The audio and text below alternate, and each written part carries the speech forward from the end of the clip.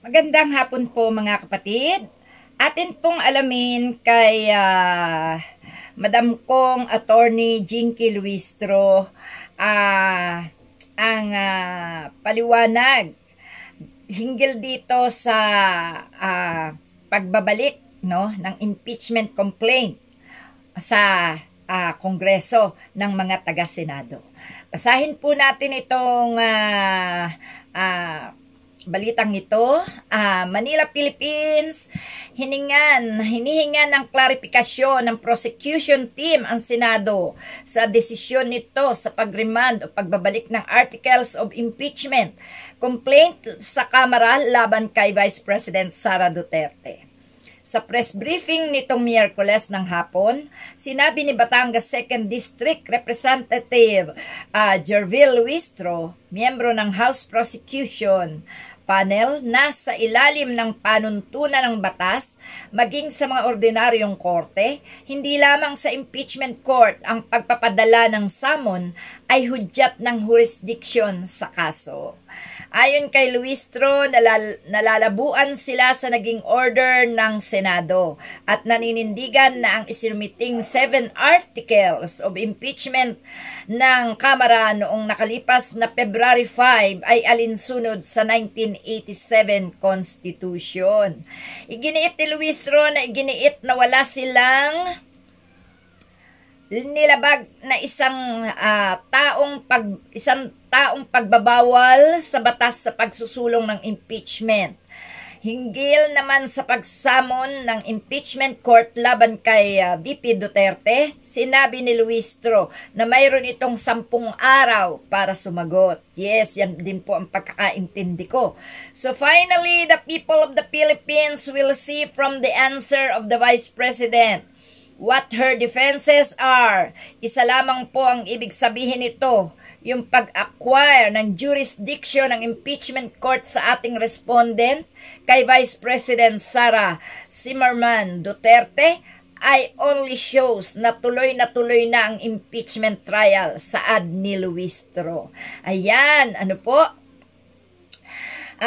Kahapon po sa rally namin ay lahat ng abogado halos na nakakaintindi sa ginawang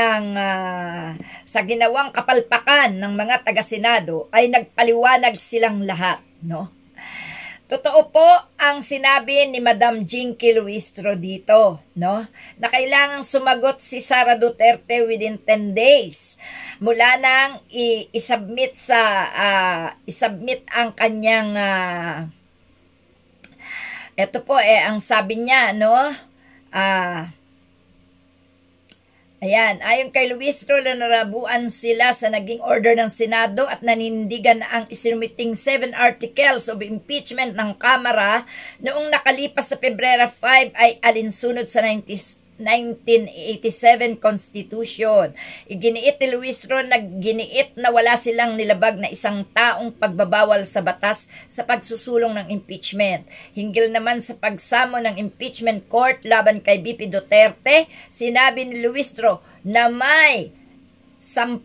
mayroon itong 10 araw para sumagot. Yan po ay totoo at kahit po sa ordinaryong tao, talaga pong pag nagpapadala ng summon ay binibigyan ng 10 araw para sagutin or mag-submit ng kanyang counter affidavit, no po? Si Sara Duterte po ay talagang naging matigas ang bungo. Hindi niya sinunod, bagamat malamang na alam niya ang batas, ay hindi niya talaga sinunod. Dahil meron siyang sinasandalan sa Senado na gagawa ng mga kapalpakan para lalong magtagal ang impeachment niya. Ito pong ginawa ng mga senador na ito ay tunay na kapalpakan. Pero ang ginawa nila ay hindi nakabuti sa kanila. Hindi nakapuri sa kanilang mga pagiging senador ang kanilang ginawa. Bagkus, kasuklam-suklam. Para sa taong bayan, kasuklam-suklam ang ginawa ng mga senador na ito. Sapagkat pinakita nila na kahit nakakaintindi sila, ginawa silang bobo, tanga, no? Mangmang, ni Sara Duterte. Hindi po pwedeng hindi alam ni Sara Duterte ang ginawang ito ng mga senador na ito. Hindi po maikakaila na ang mga Duterte ay sanay sa pagbabayad para lang masunod ang kanilang mga kagustuhan. Si Sara Duterte po ay isang spoiled brat na lahat ng gusto niya ay makukuha. At ang sinasabi po ni Sara Duterte na bloodbath sa kanyang impeachment, ito po sa aking palagay, no? Sa aking palagay, ito po ay salita ng isang tao na kung magigipit siya, lahat ay damay-damay na. Naging konsentidor ang kanyang ama sa pagnanakaw sa ating gobyerno. Kinonsinti niya ang lahat ng mga kasama niya sa gobyerno na magnakaw. Nang sa gayon, pag dumating sa gipitan at sila'y napuruhan, dumating ang panahon na ganito may impeachment sa mga Duterte. Yan ang tinatawag ni Sara Duterte na bloodbath. Lahat ng kasangkot, lahat ng nagnakaw, lahat ng pinayagan ng kanyang ama na magnakaw ay pwedeng idamay at ituro ni Sara Duterte, kung kaya't itong mga senador na ito ay nakiisa na wag ma-impeach si Sara Duterte sapagkat sila ang mga magkakasama na nagnanakaw sa bayan na pwedeng ibisto ni Sara Duterte, at hindi papayag si Sara Duterte na siya lamang ang mahahatulan. Bagkus, hihilahin niya lahat pa ibaba. Yan ang resulta ng pagkonsente ni Duterte sa mga kawatan. Mula nung umupo si Duterte, marami ang natuwa dahil hindi ang nakakulong sa pagnanakaw ay kanyang pinalaya. At patuloy niya itong sinuportahan dahil ang gamit niya dito ay pananakot at pagpatay. Kung kaya't walang mamamayan na nakakaangal at nilibang nila ng husto ang taong bayan sa kung ano-anong paraan. Andyang nagkaroon ng war on drugs, natakot. Andyang nagkaroon ng terror law, natakot ang taong bayan.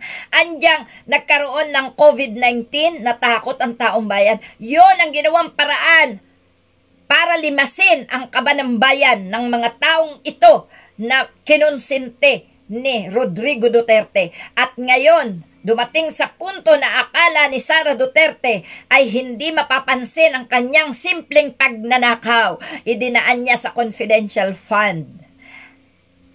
Ngayon na siya ay nakita ng taong bayan, nakita ng mga kasama niya sa gobyerno,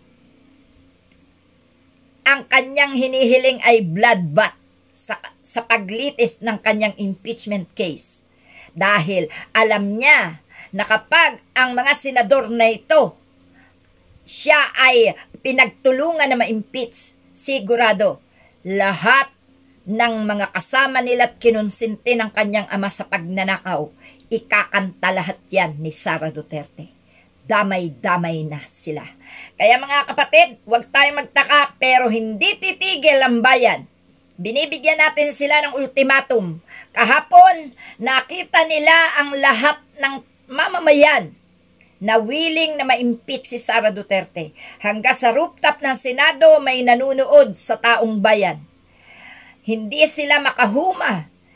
Napilitan silang pakinggan ang sigaw ng bayan sa loob ng Senado, no? Sapagkat walang pwedeng lumabas sa gate ng Senado kahapon.